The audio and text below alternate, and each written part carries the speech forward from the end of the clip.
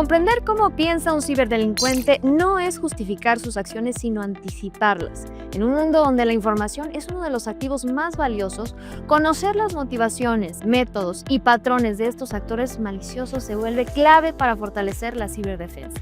Hoy nos adentramos en la mente del enemigo para entender cómo opera y cómo podemos estar un paso adelante.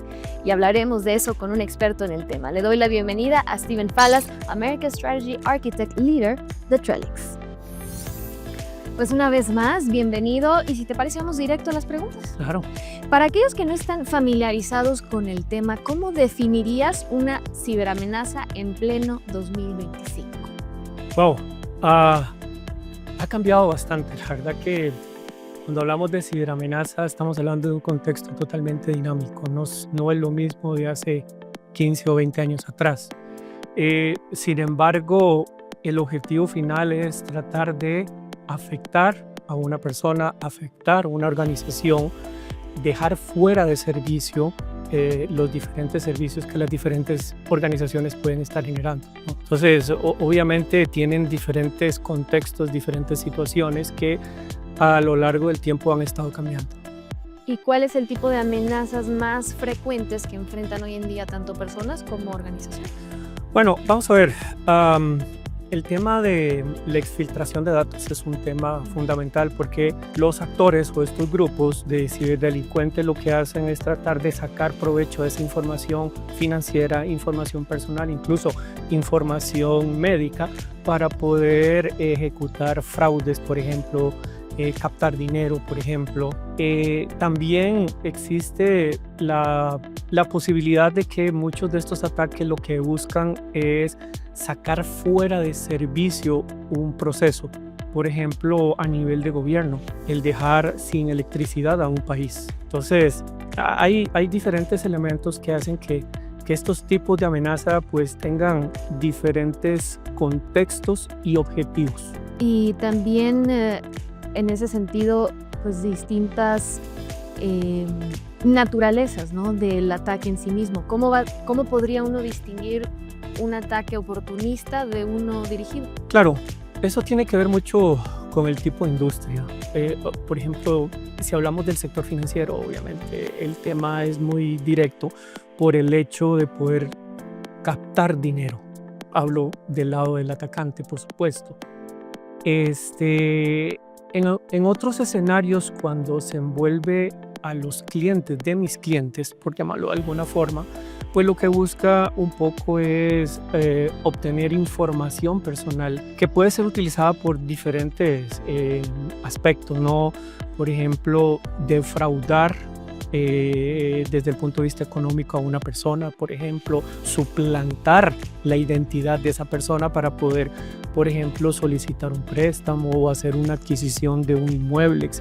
Ahora hablemos específicamente del perfil del ciberdelincuente, porque todos hemos visto las películas de Hollywood, las series, pero también hay un aspecto que tiene que ver con la capacidad de ser tan meticulosos.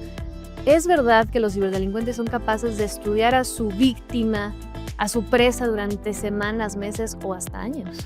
Sí, vamos a ver.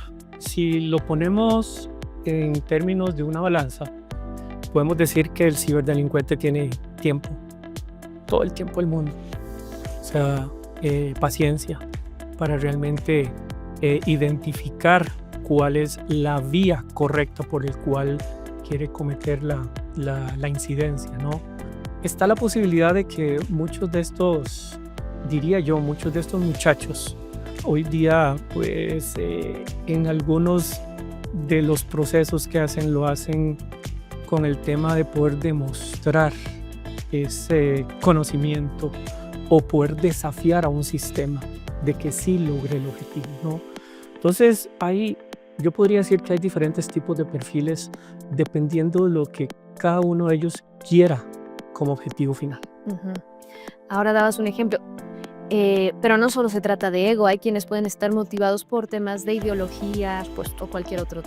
Claro, siempre buscando un beneficio personal, ¿no? O sea, hemos visto y hemos tenido experiencias donde en procesos, por ejemplo, electorales, las influencias, el fake news, todos estos elementos pueden llegar hasta condicionar la toma de decisión de una persona u otra, ¿no? O sea, esto es un juego, o sea, es un juego bien interesante, es bien meticuloso, porque tienen que buscar específicamente cuál es el target el cual puede generar esa diferencia dentro de la balanza. Ahora, también hay un término que hemos escuchado bastante, los famosos hackers éticos. ¿Cómo lo describirías? Y sobre todo, pues para entender que dentro de toda esta ciberamenaza que tú nos describes muy bien, que puede ser de distintas naturalezas, hay quienes defienden de cierta manera pues a algunas de estas acciones. Sí, vamos a ver, quiero ser claro y transparente en este contexto. Es muy probable que muchos de estos perfiles, de estos famosos hackers blancos, ¿sí? O del lado blanco de la fuerza, hayan experimentado ese lado oscuro, los haya motivado, les haya agradado ciertas situaciones o ciertos procesos que de repente ellos se desafían cuando empezaron.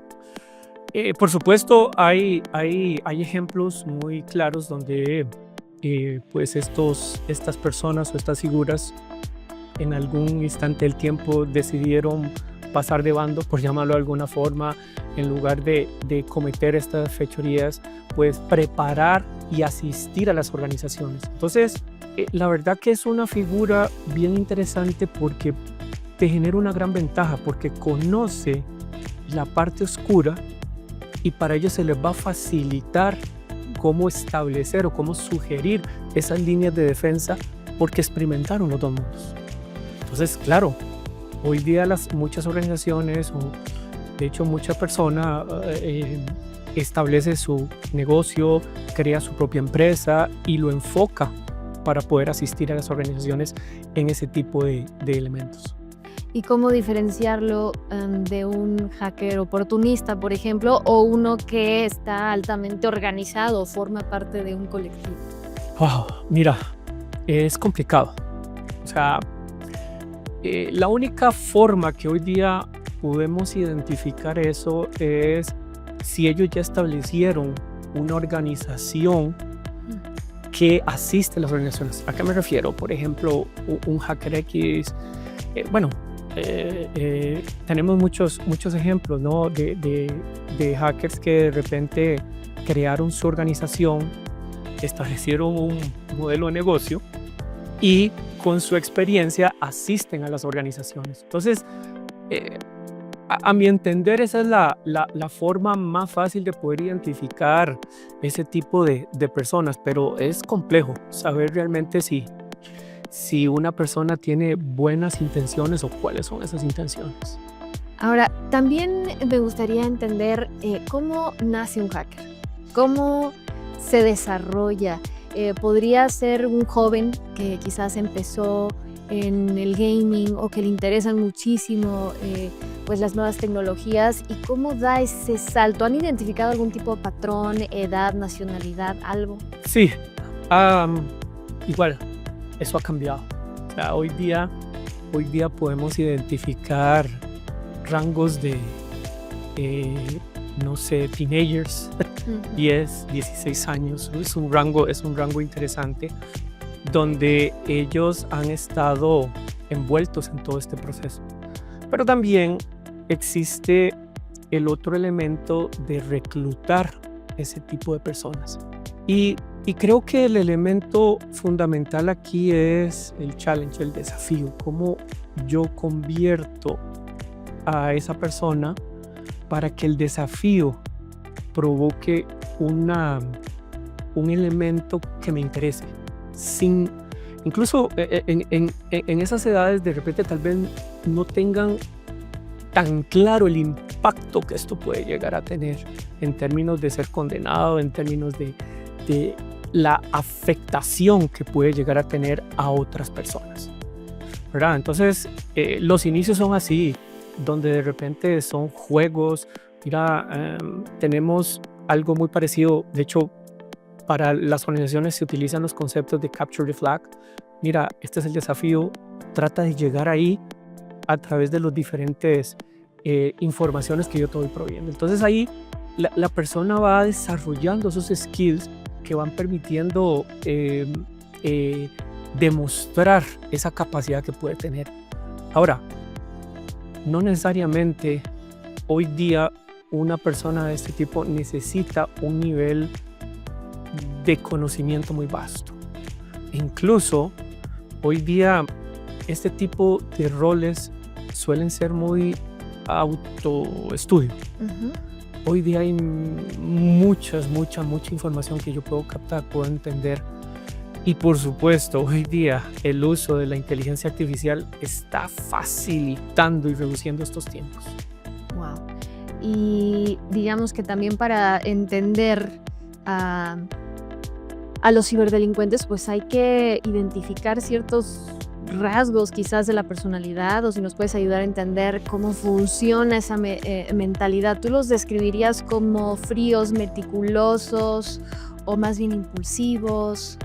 Vamos a ver, de las experiencias que he tenido, muchos de ellos, por lo menos los hemos identificado como personas muy pacientes, o sea, extremadamente pacientes. Y lo digo porque muchas veces, por ejemplo, ellos pueden utilizar una vía como el correo electrónico y en realidad lo único que ocupan, pueden enviar 30,000 correos electrónicos, pero solo ocupan que una persona le dé un clic. Entonces, a eso es a lo que me refiero con esa paciencia de poder realmente entender esto. El otro aspecto que hemos identificado es esta capacidad de poder analizar su objetivo, investigar. ¿Y cuál es la herramienta que está a disposición de todos ellos? Las redes sociales. Entonces, muchas veces nosotros como personas damos información tan importante que no entendemos el impacto que esto puede llegar a tener. De repente voy a hacer una analogía, de repente, y no me malentiendan, no estoy diciendo que no hay que usar las redes sociales, no, es simple y llanamente tratar de entender qué tipo de información yo puedo proyectar ahí. De repente hay gente que dice, mira, estoy aquí de paseo. Eso para un delincuente es simple y llanamente, bueno, perfecto, él no está en la casa, está de viaje, puedo empezar a planificar cómo puedo sacar provecho de esa situación. Y con algo tan normal que la gente utiliza para comunicar ese tipo de informaciones, ¿no? Ahora, lo que tú acabas de describir es pensamiento estratégico, pero ¿qué otras habilidades cognitivas o sociales destacarías tú para que un atacante no solo logre su objetivo, sino también evadir la detección? Si lo ponemos en el contexto de hoy, la verdad que esto, con el uso de la inteligencia artificial, esto ha reducido mucho los tiempos. ¿Y a qué me refiero? Hoy día usted puede llegar a hacer una consulta. Mira, quisiera saber qué tipos de aplicaciones utiliza la empresa X. La inteligencia artificial puede llegar y decirte, mira, utiliza estas aplicaciones o estas plataformas. Entonces, ya con esto, el atacante puede llegar a definir su estrategia y su enfoque. Ahora, por supuesto, también se da el caso de que hay grupos o actores donde los motiva el odio hacia una decisión de un país, una decisión política, que puede llegar a afectar la estabilidad de un país. Entonces, vamos a ver, yo te podría decir que en Latinoamérica hemos identificado 4 tipos de características importantes. Los que se motivan por cuestiones políticas, los que se motivan por objetivos financieros, los que se identifican por un challenge o por ego, ¿sí? Y, y finalmente los que son contratados por terceros para afectar a otra organización. Los mercenarios. Claro, exactamente.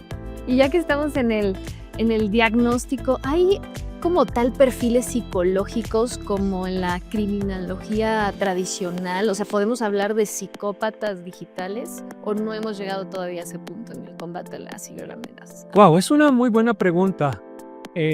Yo diría que vamos por ese camino, porque al final la ciberguerra tiene esas connotaciones. Por ejemplo, hace un par de años ocurrió una incidencia en un hospital en Alemania. Ese ataque provocó que un paciente no pudiera ser atendido en ese hospital, y en el proceso del traslado, lamentablemente ese paciente falleció. Entonces, ya esto puede tener hasta ya connotaciones más directas en este contexto, ¿no? Entonces, claro, puede llegar a tener un patrón de que yo puedo ser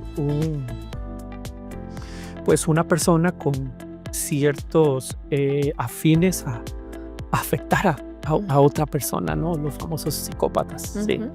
¿Verdad? O incluso personas que han perdido su patrimonio porque les han sustraído todo su dinero. Siguiendo con esta analogía, bueno, sabemos que este perfil, digamos, de criminales, pues eligen muy bien a sus víctimas. Claro. ¿Cómo las eligen los ciberdelincuentes? Bueno, lo comenté, el tema de las redes sociales es un elemento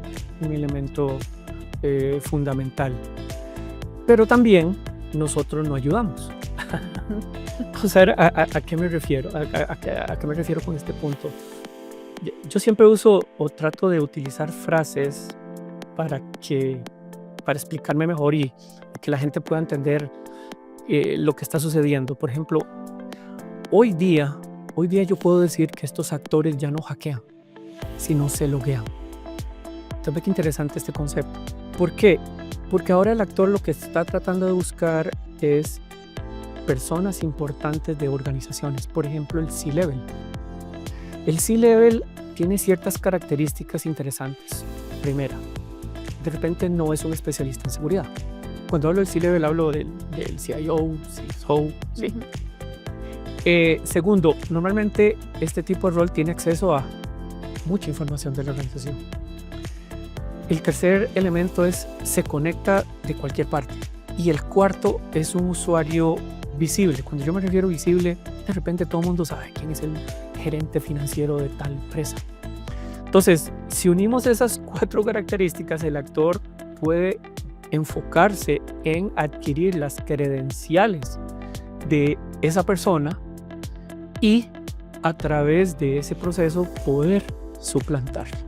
En ese sentido, ¿cómo describirías el papel que juega la manipulación humana frente a las fallas tecnológicas? Porque muchos creen que pues, cuando hablas de ciberamenazas es algo 100% técnico. Sí. No. Eso es un tema importante y es una variable a considerar. Podríamos decir que el engaño, la manipulación, es uno de los elementos más utilizados. Y es algo de la vida cotidiana. Uno cuando está hablando con alguien, usted conversa y usted siente esa zona de confort, esa comodidad y eso te va envolviendo dentro del proceso. En los ciberataques exactamente lo mismo. El tema aquí es que, y esto es lo delicado de esto, de repente yo no veo a la otra persona. Por ejemplo, voy a poner este ejemplo y es bien interesante, y hay algunas películas interesantes que nos muestran ciertos detalles de lo que realmente ocurre. Una película donde de repente un grupo de personas querían sustraer materiales de un museo. Y por supuesto, dentro de ese análisis, dentro de ese estudio, lo que ocupaban era entender dónde estaba la ubicación de todas las cámaras. Entonces, lo primero que hicieron fue estudiar a la persona que es responsable de todo ese proceso. Y dentro de sus redes sociales, él comunicaba cierta afinidad a los animales, específicamente a un perro de una raza como el Bulldog. ¿Qué fue lo que hizo el atacante? Lo que el atacante fue: vamos a ponerle una zona de confort. Voy a crear un correo, voy a adecuar el correo para que cuando él lo reciba, lo primero que vea es una foto de un bulldog inglés. Pueda haber diferentes elementos y que él se sienta realmente tranquilo de que es algo porque a él le interesa, porque posiblemente tiene ese mismo animal o porque siente esa afinidad con ese animal. Y claro, muchas veces el tema de darle un clic a ciertas cosas, o mira, voy a grabar esta foto, y ahí es donde empieza a detonar todo el proceso. Pero no lo vemos, no nos damos cuenta, no sabemos quién está del otro lado. Y tampoco vemos el proceso del ataque como tal. O sea, si pudieras describirlo, bueno, te diría minuto a minuto, pero a veces es segundo a segundo. ¿Qué es lo primero que hace un atacante cuando logra su objetivo? Mira, vamos a ver, si seguimos con este ejemplo que acaba de poner, el primer elemento es tomar control del dispositivo. Cuando yo hablo del dispositivo, puede ser un teléfono, puede ser una tablet, puede ser un desktop, no importa, ¿no? Es tomar control sobre ese dispositivo y en función de ese control, pues, entender el comportamiento de esa persona a la hora de utilizar ese dispositivo. ¿Qué es lo que nosotros típicamente hacemos ahí? Nos logueemos a nuestra cuenta bancaria. Pongamos nuestro usuario, nuestra contraseña y todo lo digitamos. Entonces, muchos de estos elementos hacen que el haberle dado un clic a un enlace o a una foto detona en un elemento que se conoce como un keylogger, que básicamente lo que hace es una copia de todo lo que yo digito. Todo lo que yo digito en el teclado se va grabando, se va grabando. Entonces, ¿qué digitamos ahí? Digitamos números de cuenta, digitamos usuarios, digitamos contraseñas, información personal. Todo. Y ahí, pues, es donde ellos empiezan a recolectar toda esa información para posteriormente entrar en la fase de cómo yo voy a ejecutar esto, cómo yo voy a sacar provecho de esto, o cómo yo puedo escalar privilegios para optar por algo mucho mayor. Y ese algo mucho mayor a menudo es pues una recompensa financiera, ¿no? El famoso ransomware. ¿Podemos confiar en un ciberdelincuente para hacer un trato? No. En el caso de un ransomware. No. O sea, el peor error que puede hacer una organización es pagar por el rescate. Vamos a ver, es doloroso, es duro. O sea, porque he tenido la experiencia de organizaciones que de repente han perdido 2 años de su información. Pero vamos a ver, nadie escarmienta en piel ajena. De repente, cuando a mí no me pase, yo no voy a poder entender todo este proceso. Sin embargo, yo siempre hago esta analogía. Vamos a ver, si usted adquiere un vehículo nuevo, usted automáticamente piensa, voy a asegurarlo. Es exactamente lo mismo, porque en unos procesos sí lo hacemos y en otros procesos no, ¿verdad? Y al final esto se trata de asumir responsabilidades.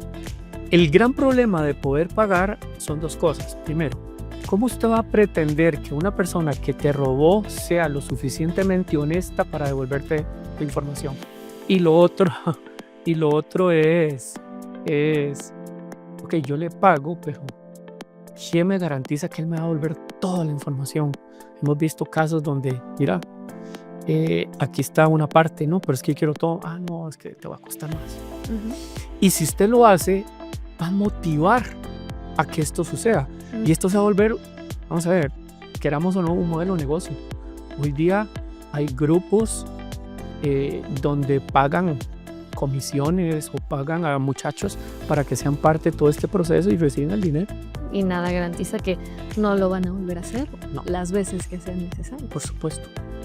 Ahora, hace un momento hablábamos de lo mucho que ha cambiado el panorama tan solo pues, en los últimos años. Hablabas de la inteligencia artificial, pero ¿cómo ha evolucionado el ciberdelincuente en los últimos 10 años? ¿Podemos hablar de carreras criminales en la ciberdelincuencia?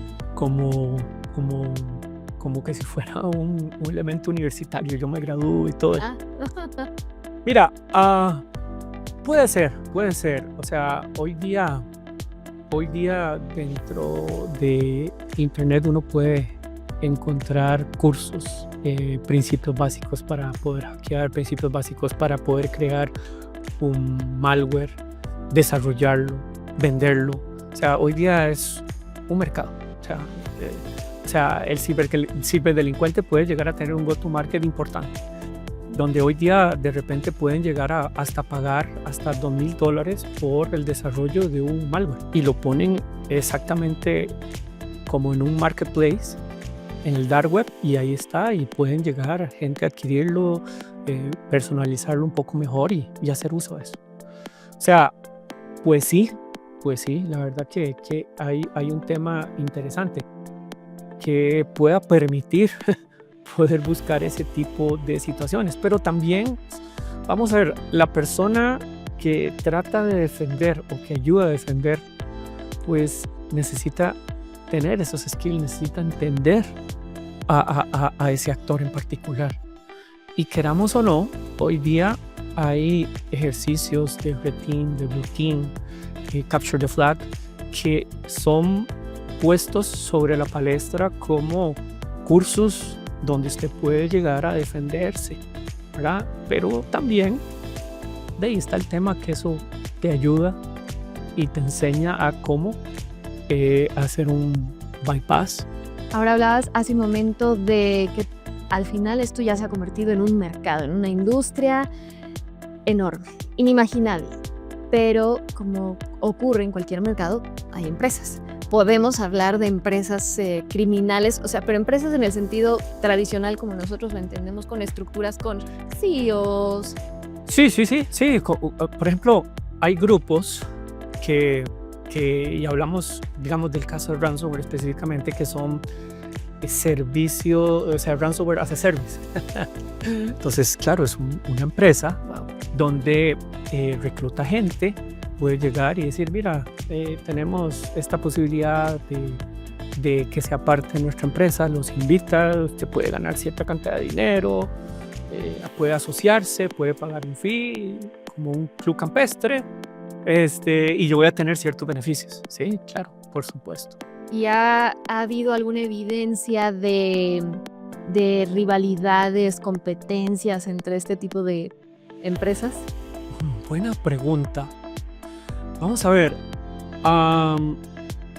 Yo podría decirte que sí, porque al final, vamos a ver.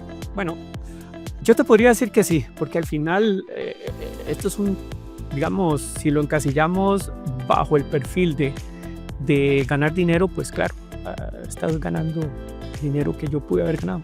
Uh-huh. Entonces, claro, puede haber alguna competencia dentro de ese mismo proceso.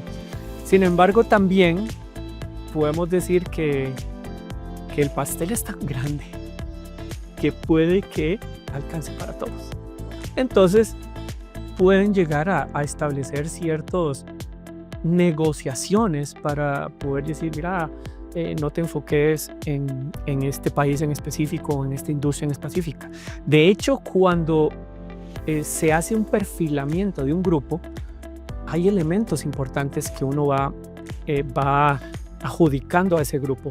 País, por ejemplo, industria que ataca, técnicas que utiliza, modelos de inserción que utiliza. Entonces ya se van creando esos perfiles y ellos mismos van viendo, mira, vos sos especialista en todo lo que tiene que ver con infraestructura crítica. De repente te puedo invitar y hagamos una unión y vamos juntos.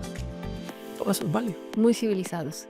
Entonces, ¿en qué punto entra la ciberseguridad cuando estamos hablando de todo este panorama que nos acabas de describir? ¡Wow!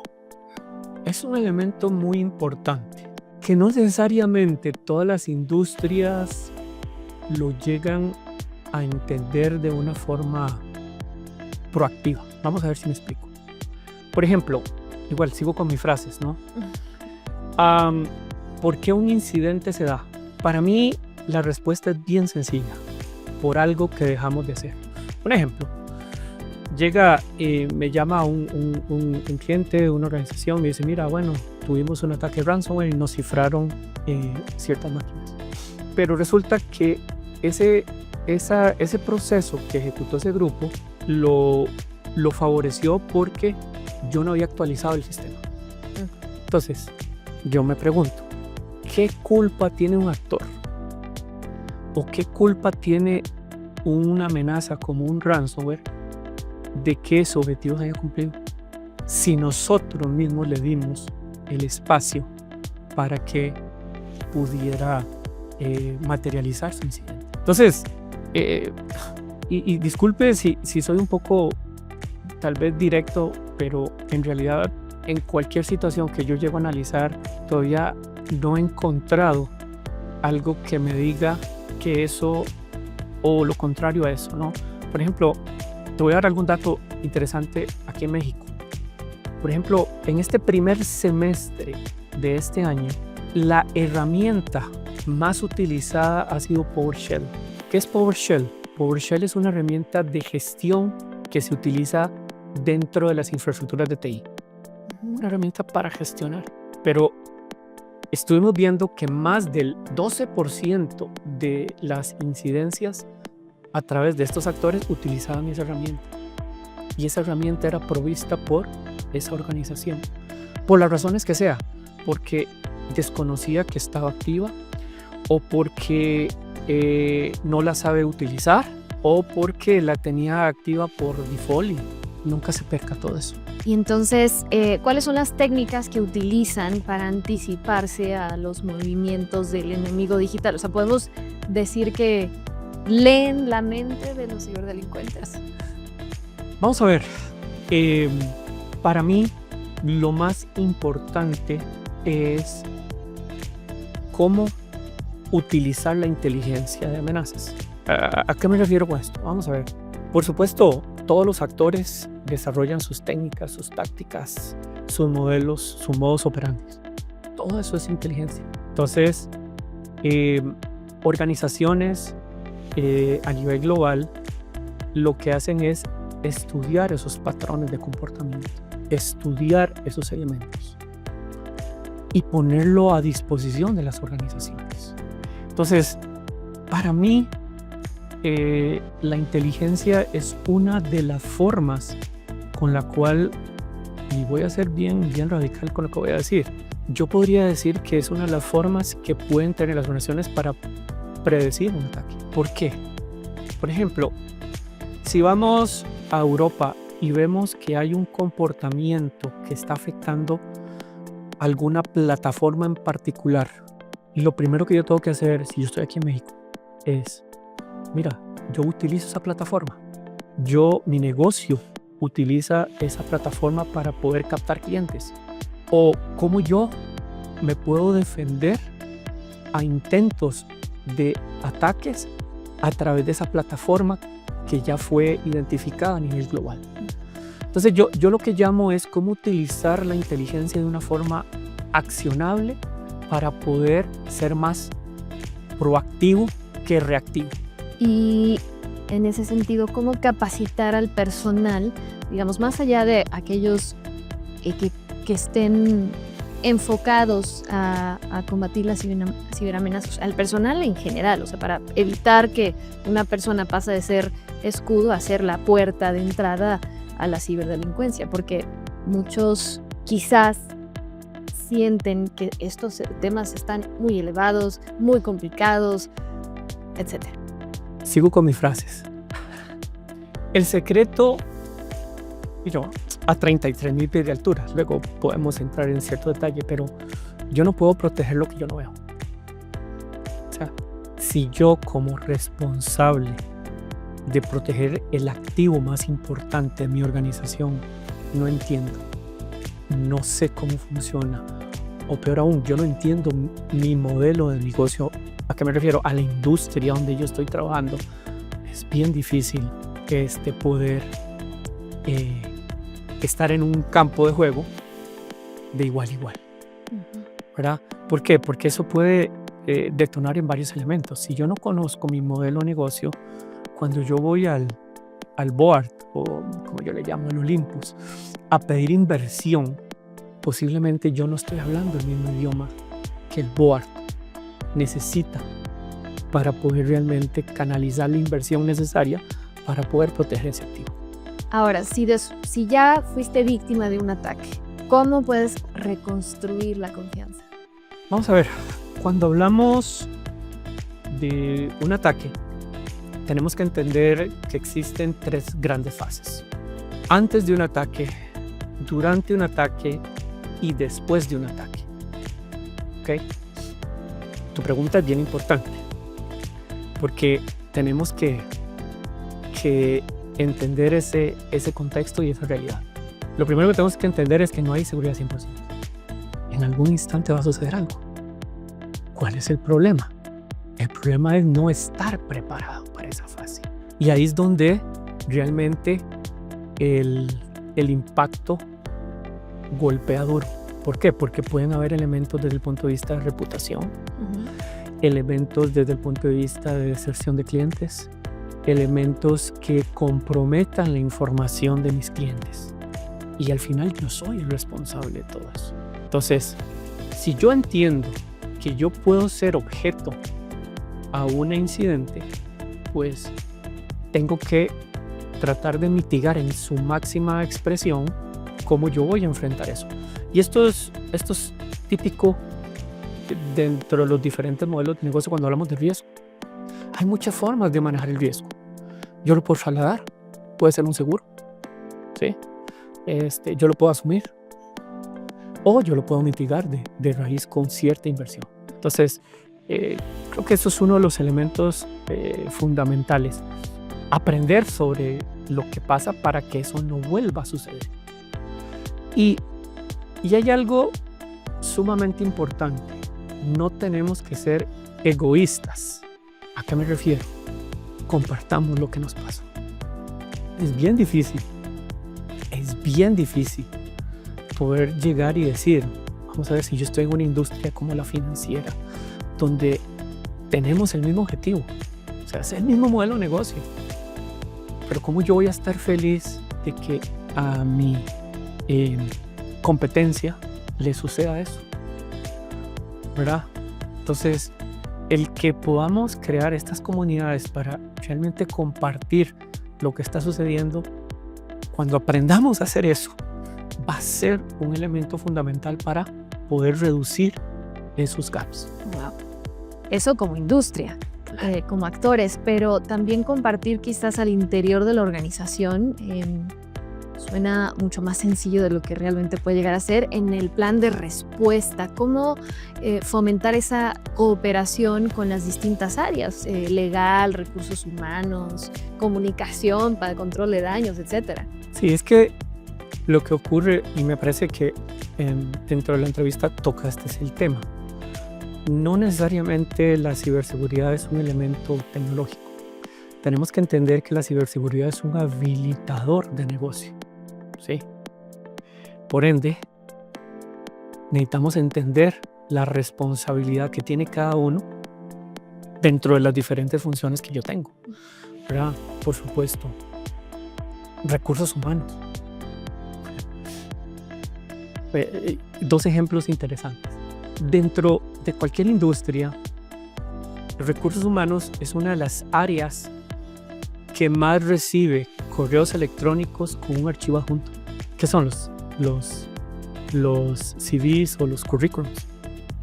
¿Qué hacemos? Doble clic, abrimos y sí nos sirve, no nos sirve. Y no sabemos de dónde viene y todo este proceso. Otro ejemplo. Llega una empresa y dice, mira, necesitamos contratar a un especialista en ciertas aplicaciones. Ok, hacemos el anuncio, lo colocamos en el medio que corresponda y decimos,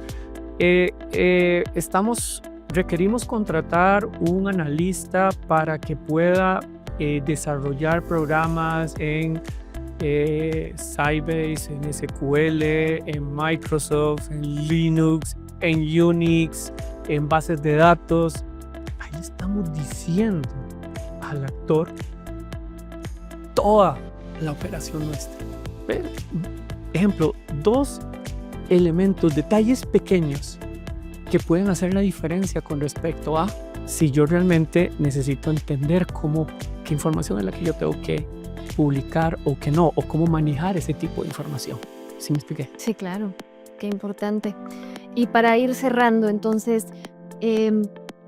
¿cuál sería tu mensaje final para los tomadores de decisiones después de todo lo que nos has planteado? Sí, yo creo que vamos a ver, hay 2 elementos importantes. La persona que es el responsable de proteger los activos o el modelo de negocio, esa persona tiene que sí o sí entender lo que él hace para el negocio, no lo que él sabe hacer desde el punto de vista de proteger, porque las industrias pueden variar a la hora de definir una estrategia de ciberseguridad. Entonces, ese es el principal elemento, y uno de los aspectos que van a tener que desafiar es la complejidad, ¿verdad? Esa complejidad de poder unificar diferentes plataformas, el poder unificar diferentes elementos para poder tomar mejores decisiones. Si yo lo resumo desde ese punto de vista, ellos deberían tener 3 elementos claros: visibilidad, cómo acelerar las detecciones y cómo simplificar la investigación. ¿Okay? Del lado del board o del Olympus, es bien importante que ellos entiendan el impacto que esto puede llegar a tener en la afectación de sus operaciones. Por ejemplo, si hablamos del sector financiero, el modelo de negocio que mantiene el sector financiero son los canales transaccionales. Entonces, es la forma que tiene el negocio para ir a captar mayor cliente, poder promocionar su producto. Entonces, si esas son las vías de ingreso del modelo de negocio, eso es lo que hay que proteger. No hay que pensarlo 2 veces. Eso es lo que hay que proteger. Mucho más simple de lo que uno se imagina. Y por último, como una persona común y corriente, ¿cómo podemos mantenernos un paso adelante del enemigo? Ay, sí. Y es válido. O sea, es válido porque, claro, de repente estamos hablando un poco más de enterprise, más modelo de negocio, pero al fin y al cabo, el eslabón más débil de la cadena es la persona, el ser humano. Y yo podría decir varias cosas, pero voy a tratar de ser bien conciso. No comparta información que no le estén solicitando. No se imagine que todo lo que le ponen sobre la mesa es verdad. ¿A qué me refiero? Por ejemplo, hay veces mi esposa me dice, es que yo no sé por qué yo recibo tantas llamadas de call centers y esto, y ya todas las cuelgo y todo. Ajá. ¿Usted qué hizo? No, fui a un mall y me dijeron que participara en una rifa. ¿Y qué información dio? Sí, su número de teléfono, el nombre, el apellido. En algunos casos te piden el ID, en otros casos te piden una dirección. O sea, usted mismo es parte de todo ese proceso. O sea, lo que nosotros tenemos que entender es que es información personal. Hoy día, una firma, hoy día, incluso, por ejemplo, hace 2 meses logramos identificar un grupo que está utilizando la inteligencia artificial a través de la voz. Con solo 2 segundos de grabar tu voz, podían suplantar a esa persona. Wow. Lo interesante aquí es tratar de entender qué tipo de información es la que yo tengo que revelar a nivel general. Y terminaba con el ejemplo que ponía en las redes sociales. Yo publico muchas cosas, felicidades, estoy aquí en tal lugar, estoy en tal país. Mira, muchos de esos elementos se utilizan para que un grupo vaya y se meta a la casa y robe. Tal cual. Así de simple. Pues muchísimas gracias. No, con mucho gusto. Analizar al enemigo nos permite construir una defensa más inteligente. Conocer cómo piensa un ciberdelincuente nos prepara no solo para reaccionar ante un ataque, sino para prevenirlo. La ciberseguridad efectiva comienza cuando dejamos de actuar a ciegas y empezamos a pensar como el adversario. Gracias por acompañarnos.